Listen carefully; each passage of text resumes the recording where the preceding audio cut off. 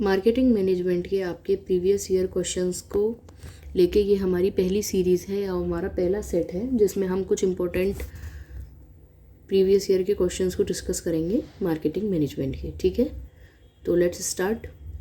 सो हमारा first question है, hotel, amusement parks and airline companies generally use dash pricing method, यानी कि hotels, amusement parks और airline companies जो होती हैं वो जनरली कौन सा प्राइसिंग मेथड को यूज़ करती हैं। आपका फर्स्ट ऑप्शन है value based, second option is demand based, third option is supply based या fourth one is none of these. ठीक है, तो फर्स्ट हम जानते हैं कि वैल्यू बेस्ड, डिमांड बेस्ड और सप्लाई बेस्ड प्राइसिंग मेथड क्या होता है। वैल्यू बेस्ड जो प्राइसिंग मेथड होता है उसमें जो प्राइस होता है वो प्रोडक्ट की वैल्यू के ऊपर डिपेंड करता है। ठीक है, value based pricing is a pricing strategy that sets the price of a product और service based on the customers perceived value of it, यानी कि जो वैल्यू कस्टमर को प्रोवाइड हो रही है, जो वैल्यू एक प्रोडक्ट डिलीवर कर रहा है कस्टमर को, उसके अकॉर्डिंग प्रोडक्ट का या सर्विस का प्राइस सेट करना। ठीक है, वैल्यू बेस्ड प्राइसिंग में ये कस्टमर फोकस्ड होती है और ये फोकस करती है कि एक प्रोडक्ट कितने बेनिफिट्स एक कस्टमर को देता है। That is value based pricing, means product और सर्विसेज के प्राइजेस ऐसे हैं जो वो वैल्यू दे रहा है कस्टमर को। Now second question, second option is demand based. तो डिमांड बेस्ड में क्या होता है कि जो प्राइस होते हैं प्रोडक्ट के या सर्विस के वो फ्लक्चुएट होते हैं अकॉर्डिंग टू द डिमांड।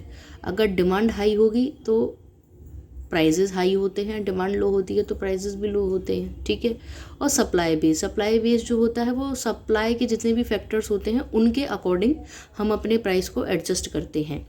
सो जो इस क्वेश्चन का आंसर है वो है answer B, demand based.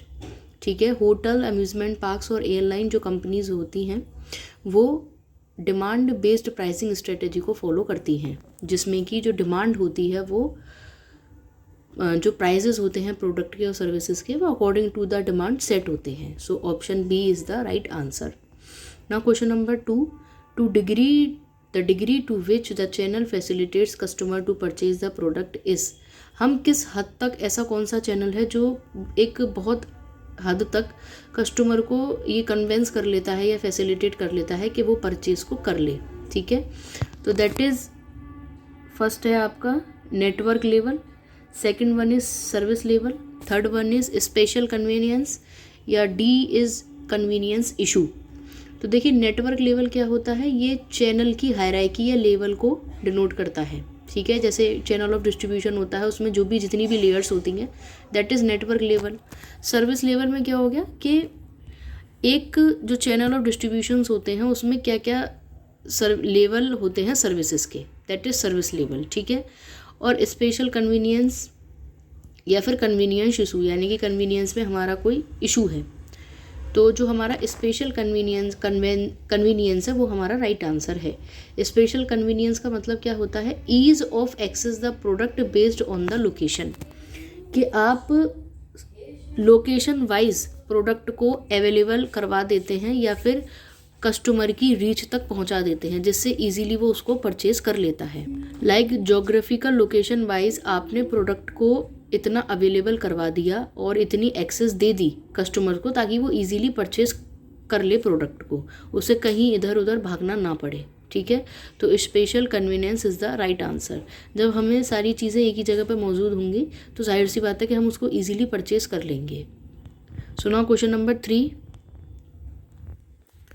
in a dash level channel the manufacturer sell goods to the retailer who in turn sell them to the final customer, यानी कि कौन से लेवल ऑफ चैनल में जो मैन्युफैक्चरर होता है वो रिटेलर को बेचता है और रिटेलर वो देन फाइनल कस्टमर को बेचता है। तो जो सही आंसर है वो है आंसर ऑप्शन ए, वन लेवल। क्योंकि वन लेवल चैनल में क्या होता है कि एक इंटरमीडियरी होता है, जैसा कि आप इसमें देख सकते हैं कि मैन्युफैक्चरर और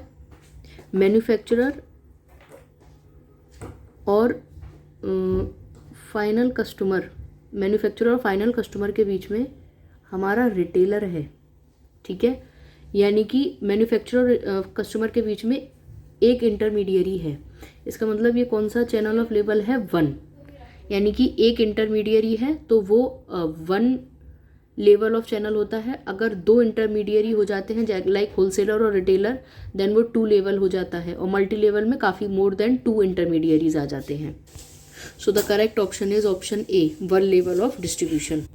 अब next question is question number 4, which of the intermediaries usually do not sell directly to the final customer, यानी कि हमारे कौन से इंटरमीडियरी डायरेक्टली फाइनल कस्टमर को सेल नहीं करते हैं। ठीक है, option A company sales force, option B broker, option C value added reseller, या option D wholesaler.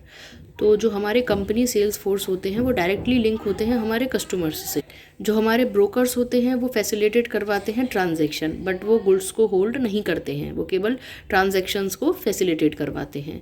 Value added reseller जो होते हैं वो वैल्यू को ऐड करके कस्टमर तक डायरेक्टली सेल कर सकते हैं, लेकिन जो होलसेलर्स होते हैं वो डायरेक्टली कस्टमर को सेल नहीं करते हैं। उनका फोकस होता है कि वो बल्क में रिटेलर्स को सेल करें। So the correct option is option D.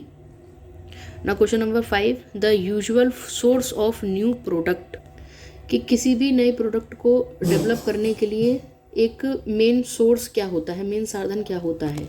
Marketing research, यानी कि मार्केट की रिसर्च करना, R&D यानी कि रिसर्च एंड डेवलपमेंट, जो कि एक फ्रीक्वेंट की सोर्स है हमारा। देन ऑप्शन सी है एक्सीडेंटल डिस्कवरीज, यानी कि कुछ कभी कभी बाय एक्सीडेंट और बाय एनी चांस कोई डिस्कवरीज हो जाती हैं। या फिर a variety of resources include customer, competitors, serendipity and formal processes. तो एक नए प्रोडक्ट को डेवलप करने के काफ़ी सारे सोर्सेज होते हैं, जिसमें कि हमारा कस्टमर्स का परसेप्शन ज़रूरी होता है, कॉम्पिटिटर्स ज़रूरी होते हैं, और फॉर्मल प्रोसेसेस भी ज़रूरी होती हैं। तो option D is the right answer. Now question number 6, zero level marketing channel is also known as. जो जीरो लेवल मार्केटिंग होती है, जिसमें ज़ीरो लेवल मार्केटिंग कौन सी होती है, जहाँ पे कि कोई भी इंटरमीडियरी नहीं होता है, जो गुड्स होती हैं वो सीधे मैन्युफैक्चरर के द्वारा कस्टमर को सेल होती हैं। तो ये हमारी डायरेक्ट मार्केटिंग कहलाती है, जिसमें कि देयर इज़ नो इंटरमीडियरी, कोई भी इंटरमीडियरी नहीं होती है, ना कि होलसेलर होता है ना रिटेलर होता है, डायरेक्टली मैन्युफैक्चरर से कस्टमर तक जाती है, तो हमारी डायरेक्ट मार्केटिंग होती है। Option B is the right answer. Now option C, question number 7, which of these is not a product related factor that affects the choice of the distribution channel। इनमें से क्या प्रोडक्ट से related factor नहीं है जो कि distribution channel के choose करने में इफेक्ट डालता है या इफेक्ट करता है। पहला है प्रोडक्ट लाइफ साइकिल, दूसरा है प्रोडक्ट वैल्यू, दूसरा उसके बाद है consumer perception, then breadth of the product line. अब जैसा कि आप देख सकते हैं कि ऑप्शन सी जो है उसको छोड़कर बाकी के 3 options, product life cycle, product value and breadth of product line, ये तीनों ही ऑप्शंस आपके प्रोडक्ट फैक्टर से रिलेटेड हैं। ठीक है, या तो प्रोडक्ट की वैल्यू या प्रोडक्ट लाइन या फिर प्रोडक्ट की लाइफ साइकिल। लेकिन जो कंज्यूमर परसेप्शन है वो आपका प्रोडक्ट से रिलेटेड नहीं है, बल्कि कंज्यूमर के परसेप्शन से, उसकी सोच से, उसके विचार से संबंधित है, उसके आइडियाज़ से। ठीक है, तो जो सही ऑप्शन है वो ऑप्शन सी है, कंज्यूमर परसेप्शन, क्योंकि ये फैक्टर आपका प्रोडक्ट से रिलेटेड नहीं है। So now question number 8, what is product development functions in functions of marketing. Product development क्या है मार्केटिंग के फंक्शंस में। ठीक है, gather information and analyse the needs of the market, information इकट्ठी करना और मार्केट की नीड को पहचानना। Objectives of the company, company के क्या उद्देश्य हैं। The product that suits the need of the customer, या फिर ensuring uniformity in the product. तो जो प्रोडक्ट डेवलपमेंट है मार्केटिंग की, वो है कि आप अपने प्रोडक्ट को डेवलप करते रहिए, मॉडिफाई करते रहिए टाइम टू टाइम, क्योंकि जो हमारे कस्टमर्स की नीड होती हैं वो भी चेंज होती रहती हैं। और न्यू मार्केटिंग अप्रोच क्या कहता है कि जो कंज्यूमर है वो एक किंग की तरह ट्रीट किया जाता है, यानी कि उसकी वॉन्ट्स, उसकी नीड सेटिस्फाई होनी चाहिए। So option C is the right answer, the product that suits the need of the customer. Customer की नीड को सेटिस्फाई करने के लिए ऐसा प्रोडक्ट जो उसकी नीड को सेटिस्फाई कर पाए, उसकी नीड को मैच कर पाए। Now question number 9 is a team of 8 to 12 people were invited for a group discussion is an example 8 से 10 लोग एक ग्रुप डिस्कशन के लिए इनवाइट किए गए हैं, तो वो इनमें से किसका एग्जाम्पल है? Option A observational approach, option B survey research, option C behavioural research, या option D focus group research. अब देखिए ऑब्जर्वेशनल अप्रोच क्या होती है, और वह ऑब्जर्वेशनल अप्रोच मीन्स किसी भी पार्टिसिपेंट का, किसी इंडिविजुअल का बिहेवियर को ऑब्जर्व करना, ठीक है, बिना उससे डायरेक्ट इंटरेक्शन किए हुए, तो वो हमारा ऑब्जर्वेशनल अप्रोच हो गया। सर्वे रिसर्च क्या होता है? जहाँ पे हम सर्वे करते हैं या डेटा कलेक्ट करते हैं, किसके थ्रू? क्वेश्चनायर के थ्रू या इंटरव्यूज़ के थ्रू, ठीक है। बिहेवियरल अप्रोच क्या हो गया हमारा? कि हम किसी भी पार्टिसिपेंट का, किसी भी इंडिविजुअल का बिहेवियर को ऑब्जर्व कर रहे हैं, ठीक है, उसका बिहेवियर देख रहे हैं कि वो किसी विषम परिस्थिति में, किसी अलग परिस्थिति में किस तरीके का बिहेव करेगा। और लास्ट है हमारा फोकस ग्रुप रिसर्च। तो जो फोकस ग्रुप रिसर्च है वही हमारा सही आंसर है, option D. Focus group research में हम देखते हैं कि एक 8 से 10 लोग के क्या ओपिनियन है, क्या परसेप्शन है, क्या उनका बिहेवियर है। So option D is the right answer. Now question number 10, achieving strategic marketing objectives using marketing plans and strategies is called. Marketing objectives को अचीव करना, मार्केटिंग प्लान्स और स्ट्रेटेजीज को लगा के उसको हम क्या बोलते हैं? पहला है हमारा option A marketing implementation, option B target achievement, option C market penetration, या ऑप्शन डी गोल सेटिंग। तो देखिए इसका सही आंसर है, answer option A marketing implementation. Marketing implementation का क्या मतलब है? कि अपने प्लान्स को, अपनी स्ट्रेटेजीज़ को अचीव करने के लिए, अपने गोल्स को अचीव करने के लिए आप मार्केटिंग की स्ट्रेटेजीज़ को इम्प्लीमेंट कर रहे हैं या फिर एग्जीक्यूट कर रहे हैं, ठीक है। टारगेट अचीवमेंट क्या होता है? कि ये किसी भी स्पेसिफिक गोल को अचीव करना इज़ टारगेट अचीवमेंट, ठीक है। और ये मार्केटिंग की स्ट्रेटजी को पूरे तरीके से इन्वॉल्व नहीं करता है, ठीक है। और गोल सेटिंग्स मीन्स कि आपका कोई भी एक्ट है जिसको आप अचीव करना चाहते हैं, ठीक है। तो सही आंसर है इसका option A marketing implementation. Question number 11 है e Choupal is an initiative taken by. E Choupal जो इनिशिएटिव है वो किसके द्वारा लिया गया है? So e Choupal is initiative taken by ITC, ठीक है। और ये किस लिए किया गया था? ताकि जो रूरल्स फार्मर्स हैं, जो किसान लोग हैं, उनको खेती बाड़ी की, एग्रीकल्चर की इंफॉर्मेशन दे पाए, और वो ताकि वो मार्केट को डायरेक्ट एक्सेस कर सकें, ठीक है। So e Choupal was initiation taken by ITC, okay. Now question number 12, the major objective of any marketing activity. किसी भी मार्केटिंग एक्टिविटी का जो मेन उद्देश्य, जो बड़ा उद्देश्य होता है, वो क्या होता है? Option A sell, option B promote, option C create, या ऑप्शन डी इंक्रीज अवेयरनेस। तो देखिए जैसा कि हम सब जानते हैं कि मार्केटिंग का जो प्रमुख उद्देश्य होता है वो होता है सेल, बेचना, ठीक है। So option A is the right answer. Option question number 13 है, the word communication comes from a Latin word that means कि कम्युनिकेशन जो वर्ड है वो किस लैटिन वर्ड से लिया गया है जिसका मतलब होता है common. Question number option number B is the right answer. To speak बोलना नहीं है, इंटरेक्ट करना भी नहीं हो, बी फ्रेंड यानी कि फ्रेंड बन के रहना भी नहीं है। कम्युनिकेशन जो वर्ड है उसका मतलब होता है कॉमन, कि किसी कॉमन पर्पस को, किसी कॉमन इंटरेस्ट को शेयर करना, okay. So question number 14, dash requires fulfilling the obligations to achieve a balance for all stakeholder within और आउटसाइड द बिजनेस। जितने भी हमारे स्टेक होल्डर्स हैं ऑर्गेनाइजेशन के अंदर के और ऑर्गेनाइजेशन के बाहर, बिजनेस के बाहर के जितने भी हमारे स्टेक होल्डर्स हैं, उन सब के लिए एक बैलेंस को अचीव करना कि क्या जिम्मेदारी होती है हमारी? बिजनेस रेस्पॉन्सिबिलिटी है, या हमारी फाइनेंशियल रिस्पॉन्सिबिलिटी है, या ये हमारी सोशल रिस्पॉन्सिबिलिटी है, ठीक है। तो ये हमारी सोशल रिस्पॉन्सिबिलिटी है, क्योंकि ये बैलेंस करती है स्टेक होल्डर्स का इंटरेस्ट, उनका एथिकल, उनका एनवायरनमेंट, ठीक है, और सोशल कंसिडरेशन।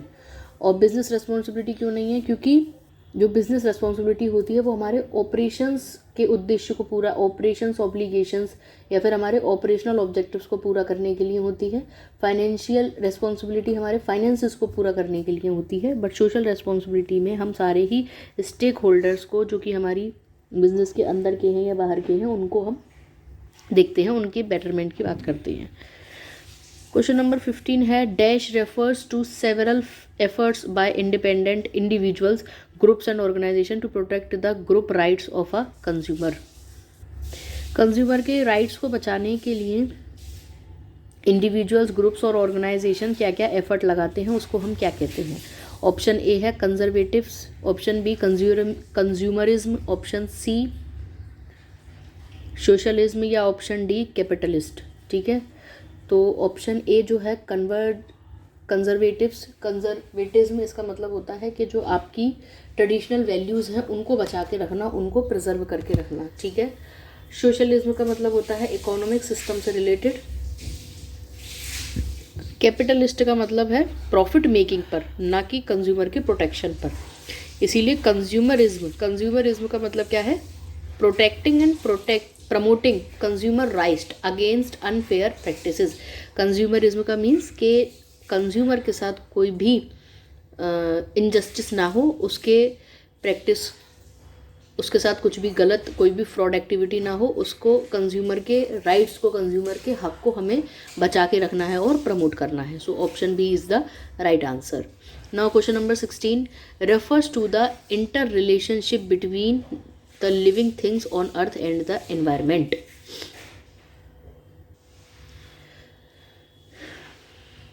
लिविंग थिंग्स और एनवायरमेंट के बीच का जो रिलेशंस है उसको हम क्या बोलते हैं। तो सही ऑप्शन है इसका इकोलॉजी। इकोलॉजी का मतलब क्या होता है, ecology is the study of living organism and there interaction with the environment. यानी कि जो लिविंग ऑर्गेनिज्म हैं, जैसे कि ह्यूमंस हो गए, एनिमल्स हो गए, ये अपने एनवायरनमेंट के साथ किस तरीके से इंटरेक्शन करते हैं, दैट इज़ इकोलॉजी। साइकोलॉजी क्या होती है, साइकोलॉजी आपका बायोलॉजिकल फंक्शंस को, सॉरी फिजियोलॉजी है ये। फिजियोलॉजी क्या होती है कि आपके बायोलॉजिकल फंक्शंस एक लिविंग ऑर्गेनिज्म के कैसे काम करते हैं, कैसे फंक्शन करते हैं। देन अगला है, ये ईओलॉजी नहीं है, जियोलॉजी है। जियोलॉजी का मतलब होता है अर्थ का फिजिकल स्ट्रक्चर और उसके सबस्टेंसेस क्या हैं। Then sociology means studies of human societies and interaction. तो इंटर रिलेशन लिविंग एलिमेंट्स का, लिविंग थिंग्स का और एनवायरनमेंट का जो इंटरेक्शन होता है उसको हम इकोलॉजी बोलते हैं। So the correct option is option A. Now question number 17 companies develop product containers that are less harmful to the environment and use recycled materials a part of their marketing initiative. Companies ने ऐसे product container बनाए थे जो कि environment के लिए बहुत कम harmful थे, ठीक है, और जो रिसाइकल हो जाए ऐसे मटेरियल से बनते थे। तो ये मार्केटिंग की कौन सी स्ट्रेटेजी थी, मार्केटिंग स्ट्रेटेजी के लिए किया था। तो ये कैसे थे, ठीक है, इको फ्रेंडली थे, ग्रीन थे, या फिर रेड थे, या सोशल थे। तो इसका जो सही आंसर है वो है ऑप्शन बी ग्रीन। ये रेफर करता है कि एनवायरमेंटली कॉन्शियस मार्केटिंग स्ट्रेटजीज, ठीक है, यानी कि जो जितनी भी मार्केटिंग स्ट्रेटजीज है ये एनवायरनमेंट को सेव करने के लिए और एनवायरनमेंट को कम हार्म देने के लिए यूज़ किए जा रहे हैं, ठीक है। ऐसी मार्केटिंग स्ट्रेटजीज जो कि पर्यावरण को हार्म या नुकसान नहीं पहुंचा रही है, ठीक है। तो option B is the right answer. Now eco friendly क्या हो गया, अ जनरल टर्म जो कि एनवायरनमेंट के लिए हमें सेफ प्रैक्टिस करनी है, इसको रेफर करता है।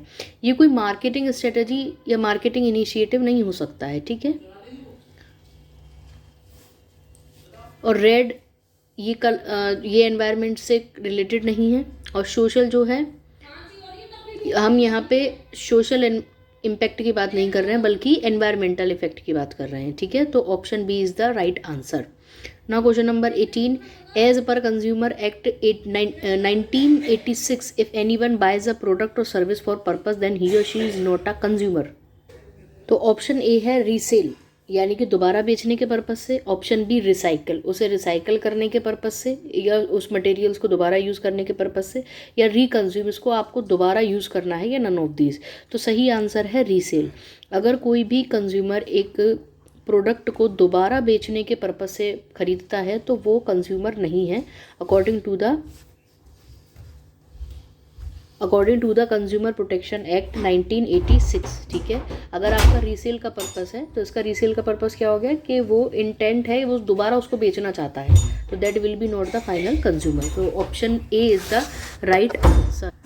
Now question number 19, which of the following is more suitable in the case of automobiles. Automobile के केस में इनमें से क्या सबसे ज़्यादा सूटेबल है। ऑप्शन फर्स्ट है एक्सक्लूसिव डिस्ट्रीब्यूशन। तो सबसे पहले हम जानते हैं कि एक्सक्लूसिव डिस्ट्रीब्यूशन, सेलेक्टिव डिस्ट्रीब्यूशन और इंटेंसिव डिस्ट्रीब्यूशन क्या होते हैं। तो एक्सक्लूसिव डिस्ट्रीब्यूशन में जो सप्लायर होता है वो सिंगल रिटेलर को या डिस्ट्रीब्यूटर को राइट्स दे देता है प्रोडक्ट को बेचने के लिए, ठीक है, एक स्पेसिफिक रीजन में। इसका जो गोल होता है वो ये होता है कि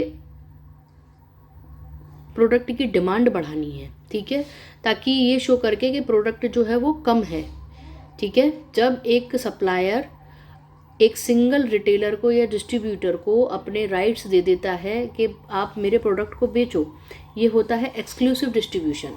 अब सेलेक्टिव डिस्ट्रीब्यूशन क्या होता है कि जब एक कंपनी अपने प्रोडक्ट को एक ग्रुप के थ्रू, एक सिलेक्टिव ग्रुप के थ्रू, आउटलेट्स के थ्रू बेचती है, वो हमारा सेलेक्टिव डिस्ट्रीब्यूशन होता है। यहाँ पे जो गोल होता है वो होता है कि ब्रांड की इमेज, क्वालिटी और सेल्स एनवायरनमेंट बना रहे, ठीक है। और ऑप्शन जो डी है वो है इंटेंसिव डिस्ट्रीब्यूशन। इंटेंसिव डिस्ट्रीब्यूशन में क्या होता है कि कंपनी अपने प्रोडक्ट को काफ़ी सारे आउटलेट्स में बेचती है, जैसे कि रिटेलर्स हो गए, होलसेलर हो गए और डिस्ट्रीब्यूटर हो गए।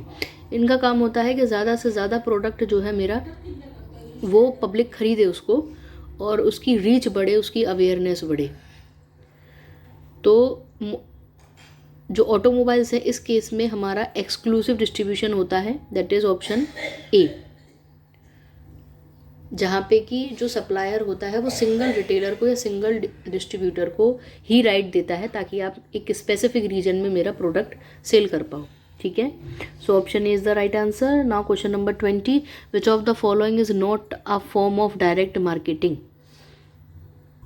सो विच of the following is not a form of direct marketing. तो पहला है कियोस्क मार्केटिंग, दूसरा है टेली मार्केटिंग, सुपर मार्केट और कैटलॉग मार्केटिंग। तो कियोस्क मार्केटिंग क्या होता है, कियोस्क मीन्स के एक स्मॉल स्ट्रक्चर जहाँ पे कि जो यूज़ किया जाता है गुड्स को सेल करने के लिए, इन्फॉर्मेशन प्रोवाइड करने के लिए और सर्विसेज को ऑफर करने के लिए।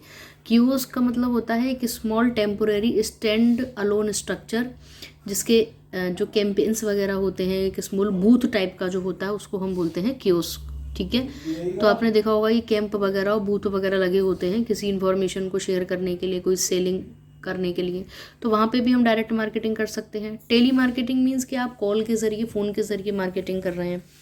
कैटलॉग मार्केटिंग, आप कैटलॉग प्रोवाइड करके मार्केटिंग कर रहे हैं, ठीक है। बट जो सुपर मार्केटिंग है वो हमारा डायरेक्ट मार्केटिंग का पार्ट नहीं है, क्योंकि सुपर मार्केटिंग में क्या होता है कि स्टोर्स बना दिए जाते हैं, ठीक है, वो इनडायरेक्ट सेलिंग होती है। वहाँ पे थोड़े थोड़े, एक सुपर मार्केट अगर कभी आप गए हो, आपने देखा हो तो छोटे छोटे अलग अलग रिटेल, छोटे तो खैर नहीं बट एक रिटेल अलग अलग सेटअप्स बने होते हैं, ठीक है। तो दैट इज सुपर मार्केट। तो सुपर मार्केट जो होती है वो हमारी डायरेक्ट मार्केटिंग का पार्ट नहीं होती है। So option C is the right answer. Now question number 21, under which distribution system do producers, wholesalers and retailer act as a unified system. अब यूनिफाइड का मतलब क्या होता है, यूनिफाइड का मतलब होता है कि जहाँ पे सारी चीज़ों को इकट्ठा करके एक बना दिया जाए या फिर एक जैसा कर दिया जाए, ठीक है। तो ऐसा कौन सा डिस्ट्रीब्यूशन सिस्टम है जिसके अंडर में प्रोड्यूसर, होलसेलर और रिटेलर एक ही सिस्टम में काम करते हैं या एक ही तरीके के हो जाते हैं, ठीक है। तो ऑप्शन ए है conventional distribution system, option B है vertical distribution system, vertical marketing system, option C है हॉरिजॉन्टल एंड ऑप्शन डी है hybrid marketing system. So conventional distribution system क्या है कि कन्वेंशनल डिस्ट्रीब्यूशन सिस्टम जो होता है उसमें प्रोड्यूसर, होलसेलर और रिटेलर बिना एक दूसरे के ऊपर निर्भर हुए इंडिपेंडेंटली काम करते हैं, ठीक है। वर्टिकल मार्केटिंग सिस्टम में क्या होता है कि जितने भी डिस्ट्रीब्यूशन में लेवल्स होते हैं वो एक साथ काम करते हैं।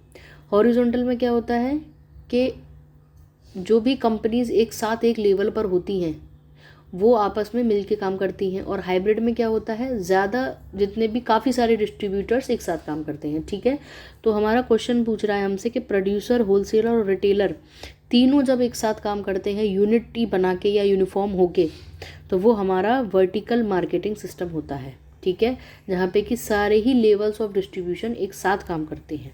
So option B is the right answer. 22 question है, which of these is the main element of the marketing mix. इसमें से क्या मार्केटिंग मिक्स का मेन एलिमेंट होता है? So that is promotion. Option D is the right answer. Product क्या होता है? A core component but the most dynamic element of the mix. ठीक है, प्राइस यानी कि प्रोडक्ट का प्राइस क्या होगा? प्लेस जो कि अवेलेबिलिटी है इसकी प्रोडक्ट की, और प्रमोशन, क्योंकि प्रमोशन से ही हम कस्टमर को इंगेज कर सकते हैं और कस्टमर की बाइंग को हम इन्फ्लुएंस कर सकते हैं। So the main element of the marketing mix is promotion. Option D is the right answer. Now question number 23, when the products are complex in nature having high technicalities and price, which promotion strategy is most appropriate. जब आपका product बहुत complex है nature में, जो बहुत ज़्यादा technical है और उसके प्राइजेस भी थोड़े हाई हैं, तो कौन सी मार्केटिंग स्ट्रेटजी सबसे ज़्यादा सही रहेगी?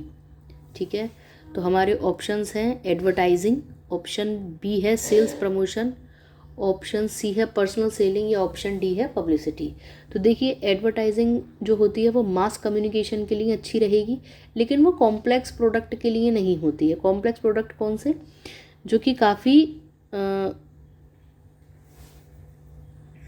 सो complex products are those products जिनके जो कंपोनेंट्स होते हैं वो काफ़ी सारे कंपोनेंट्स से मिलके बनते हैं। ठीक है, और जो कस्टमर की चॉइस को अफेक्ट करते हैं। और हमारा सेल्स प्रमोशन क्या होता है कि सेल को प्रमोट करने के लिए जो भी हम एक्टिविटीज़ करते हैं, जो भी हमारे इनिशिएटिव होते हैं। देन अगला ऑप्शन है हमारा पर्सनल सेलिंग, और जिसमें कि हम डायरेक्ट इंटरेक्शन करते हैं between the buyer and the seller.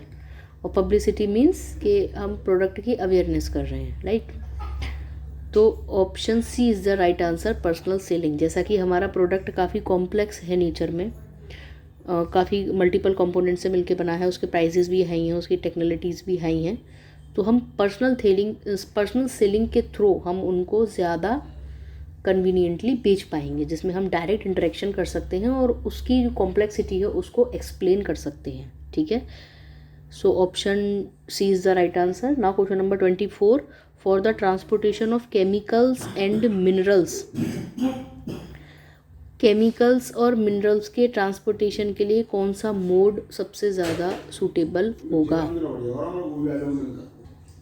Option A rail transport, option B road transport, option C airline transport, या ऑप्शन डी पाइपलाइन ट्रांसपोर्ट। तो देखिए, जैसा कि केमिकल्स हैं, मिनरल्स हैं, तो जो सबसे सेफेस्ट और सबसे सस्ता जो हमारा ट्रांसपोर्टेशन होगा वो होगा पाइपलाइन ट्रांसपोर्टेशन। ठीक है, यानी कि पाइपलाइन के थ्रू हम अपने केमिकल्स को, मिनरल्स को ट्रांसपोर्ट करेंगे। Now question number 24 and the last question of set 1, कि restaurants fall under which category of offering on product service continuum. यानी कि रेस्टोरेंट्स वो किस कैटेगरी में आते हैं जो कि प्रोडक्ट और सर्विसेज को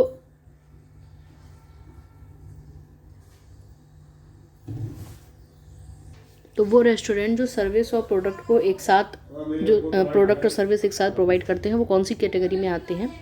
pure intangible goods, pure tangible goods, tangible goods with accompanying services, hybrid या प्योर सर्विस। देखिए, प्योर टेंजिबल गुड्स क्यों नहीं हो सकता कि ये केवल फिजिकल प्रोडक्ट्स को ही बेच रहे हैं बिना किसी सर्विस के, तो ये कौन से हो गए? Like books.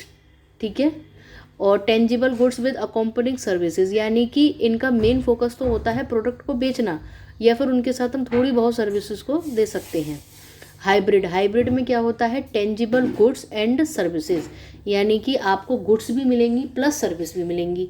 और लास्ट है प्योर सर्विस, यहाँ पे आपको रेस्टोरेंट गुड्स प्रोवाइड नहीं करते, बस केवल सर्विस प्रोवाइड करते हैं। तो हमारा क्वेश्चन पूछ रहा है कि ऐसे कौन से रेस्टोरेंट्स हैं जो गुड्स और सर्विस दोनों एक साथ प्रोवाइड करते हैं? तो आंसर होगा हाइब्रिड, यानी कि जो गुड्स भी प्रोवाइड कर रहे हैं, टेंजिबल गुड्स भी, और उसके साथ साथ उसकी सर्विसेज भी प्रोवाइड कर रही हैं, जैसे फूड आपका गुड्स में आ गया और आपकी डाइनिंग सर्विसेज जो हैं वो आपकी सर्विसेज में आ गई, जो आपका डाइनिंग एक्सपीरियंस होगा। So option C is the right answer, hybrid.